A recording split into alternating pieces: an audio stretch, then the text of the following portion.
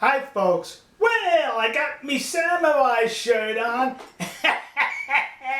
And this is thanks to the resurrection of the Japanese samurai in Japan. But we also have to thank the idiots in China and the idiots in Russia. Let me give you a little bit of a background here. In the late 1800s and early 1900s, the Japanese military, only about 40 to 30 years old in the modern era, defeated China, then 10 years later, defeated the Russians, which had a longer history of a modern military as opposed to Japan.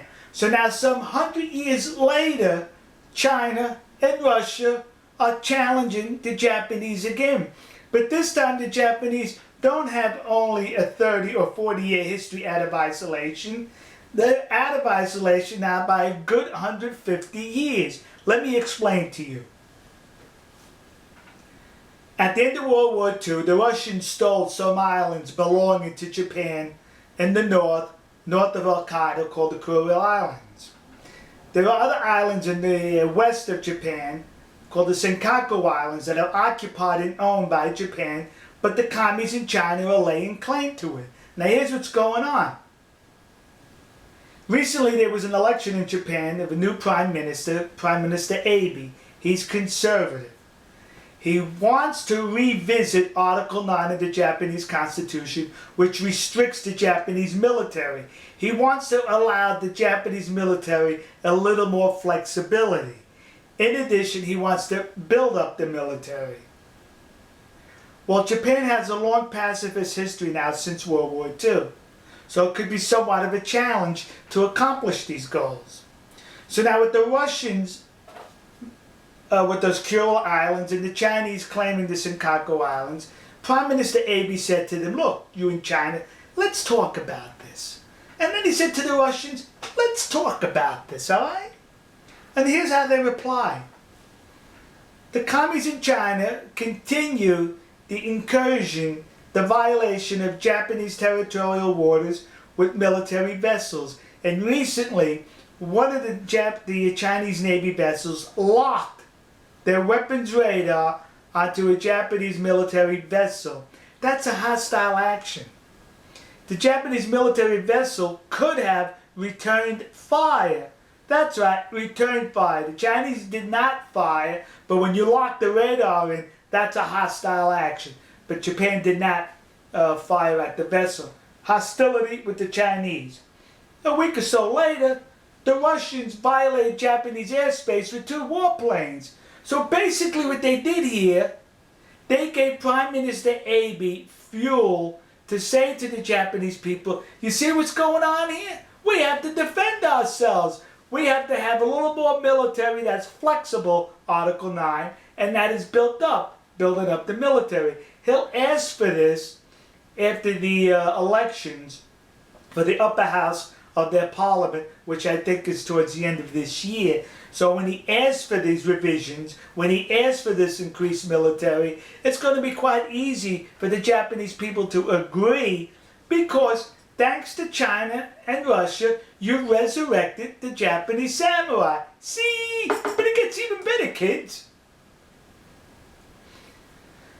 That will provide a deterrent, because the Japanese, over 100 years ago, whooped China and Russia no problem. And they can do it again. And here's why. What military experience does the Chinese military have?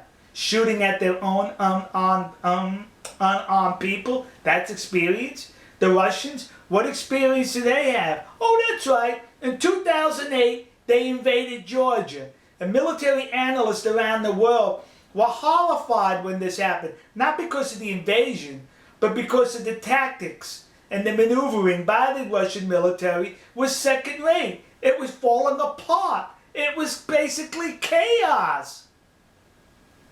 So then you go to say, but what about the Japanese military? Where's their experience? I'll tell you where their experience is. Their training has been with the United States military. The most combat proficient, ready military and experienced in the world. So all the combat experience our military has gained has happily passed it on to our good friends and allies in Japan, and the Japanese are excellent students. Now you're going to mention, well, the Russians and the commies have nuclear weapons. Alright, guess who else has them? Japan. In the 1980s, President Ronald Reagan allowed weapons-grade plutonium for nuclear weapons to be given to Japan or sold to Japan. And the Japanese have been using these weapons-grade plutonium as stockpiling them as a possible deterrent in case they have to use it. It is estimated that the Japanese currently can put together more nuclear weapons than China, Pakistan, and India put together. That's a heck of a lot of nuclear weapons. But the Japanese aren't going to have to use them because the military will be able to defeat anything the Chinese or the Russians throw at them. And this is all happening because of the stupidity in Beijing and in Moscow by sending your militaries to violate Japanese territorial airspace and waters. The Japanese aren't going to tolerate this. They didn't tolerate it in the past. They're not going to tolerate it today. And they got the right prime minister at the moment, and you're helping them out. To which I have to say, domo arigato gozaimasu. All right, folks. We'll see you. God bless you. God bless America. And God bless China and Russia, because they're going to need the blessings from God to save their sorry posteriors if they get into any hostilities with the land of the rising sun, Nihonkoku, Japan. The samurais. See ya.